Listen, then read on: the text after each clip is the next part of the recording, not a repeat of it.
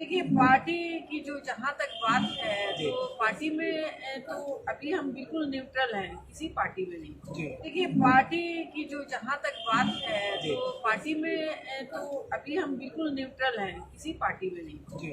Doctor SD प्रसाद homeopathic द्वारा 40 सालों से असाध्य रोगों का सफल इलाज का अनुभव, कैंसर, लिवर, सिरोसिस, पैरालिसिस आदि समस्याओं के लिए आज ही मिले डॉक्टर एसडी प्रसाद, पतिभरा आरजेडी मेमोरियल हॉस्पिटल, खुरमाबाद, ग्रामीण बैंक तकिया के पास, सिवान। अपनी नवजात शिशु का रखना है ध्यान तो ना हो ज्यादा परेशान।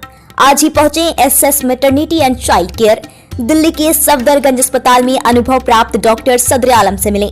पता है डीएन श्रीवास्तव वाली गली, अस्पताल रोड, सिवान।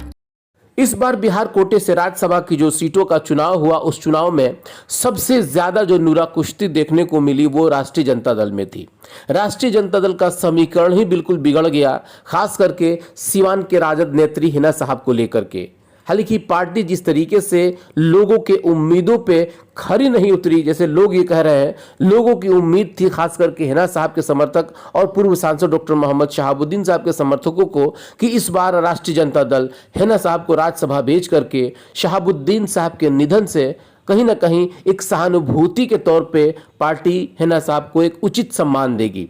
लेकिन हुआ सीधे इसका उल्टा। पार्टी ने जिस तरीके से फैयाज अहमद को टिकट दे करके राज्यसभा भेज दिया, उसके बाद से खास करके हिना साहब और उनके समर्थकों में जो नाराजगी देखने को मिली, उसका नतीजा यह हुआ था कि लालू प्रसाद यादव और तेजस्वी यादव का पुतला तक दहन किया गया।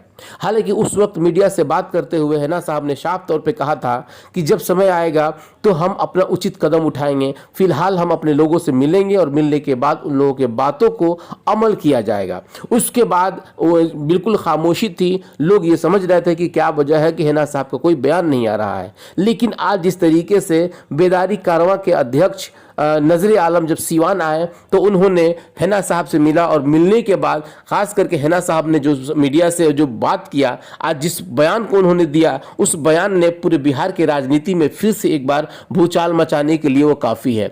उन्होंने साफ शब्दों में कहा कि मैं अभी किसी पार्टी में नहीं हूँ, मैं अभी निर्दलीय हूँ और समय आएगा तो मैं बताऊँगी कि मैं किस पार्टी में जाऊँगी। हालांकि अभी मैं अगले महीने से दौरा पे निकलूंगी, अपने लोगों से बात करूंगी और फिर एक बड़ा कदम उठाया जाएगा। सवाल इस बात का है कि जिस तरीके से हिना साहब चुपचाप और खामोश रह करके राजनीति कर रही थी, लेकिन आज जिस तरीके से बड़ा बयान आया है, इस बयान ने बिहार के राजनीति में फिर से एक बार नई सरगर्मी पैदा कर दी। ये तस्वीरें आज की हैं जिस वक्त बेदारी कारवां के अध्यक्ष नजर आलम आए हुए थे हिना साहब से मिलने के लिए और उन्होंने क्या कुछ कहा, आइए सुनते हैं। और हमने जैसा कि कहा था पहले भी कि जब हमारे लोगों से जब हम मिल लेंगे तभी कोई फैसला करेंगे। तो हम लोग इंशाल्लाह 1 महीने के बाद हम लोग बाहर जब निकलेंगे बिहार के दौरे पे, तो दौरा जब पूरी कर लेंगे उसके बाद इंशाल्लाह पूरी हम लोग बड़ी फैसला करेंगे।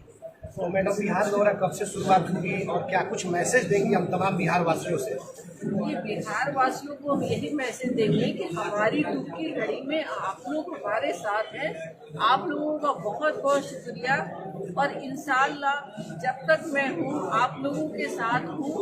और डॉक्टर मोहम्मद शहाबुद्दीन साहब मरहूम नहीं रहे, लेकिन मैं 5% जरूर उनकी कमी को पूरी करने की कोशिश करूँगी।